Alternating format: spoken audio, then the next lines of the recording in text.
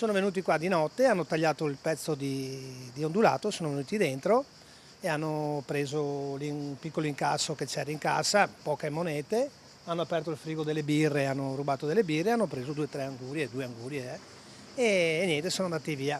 È successo che è successo 2 volte, cioè un venerdì, sabato, domenica, poi il venerdì, sabato, domenica. Il problema è che non è neanche per quello che hanno rubato, è che sistemare il danno che hanno fatto, i danni che hanno fatto, ci vuole tempo e tempo ne abbiamo gran poco. 2 furti, uno dietro l'altro. Davide Michelotto in tanti anni non si ricorda un'estate così. La storica Anguriara di Porta Savonarola è un punto di riferimento per i padovani da giugno a settembre, un chiosco amato per le sue angurie che danno refrigerio nelle calde sere estive. Eppure qualche vandalo per ben 2 volte ha preso di mira l'attività, tagliando il telone per araffare monete e bibite, insomma più danni che altro, e così Davide insieme al figlio Edoardo fanno i turni e dormono all'interno del chiosco.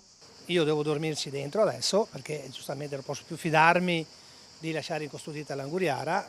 Fino a 20 anni fa dormivamo dentro, poi abbiamo detto va bene, non è mai più successo niente, andiamo a casa. Invece adesso dobbiamo ritornare a dormirci dentro fino a una certa ora, fare le ronde. C'è la difficoltà perché la mattina noi andiamo a caricare abbastanza presto, alle 5 di mattina, e ci sono molte volte in cui ci capita anche di non dormire proprio perché stacchiamo il turno, facciamo sorveglianza e partiamo subito la mattina. L'Anguriara si trova a Porta Savonarola dal 1972, aperta da Giovanni Bernardini, che ancora aiuta nella sua attività il genero e il nipote. In passato anche lui erano capitati furti clamorosi. A me è successo di peggio perché Tanti anni fa. sì, penso che sia passati 40 anni che hanno svuotato una botta di angurie. Un'estate di vigilanze notturne per tutta la famiglia, ma almeno dopo le altalene del clima la stagione delle angurie è partita regalando una buona qualità.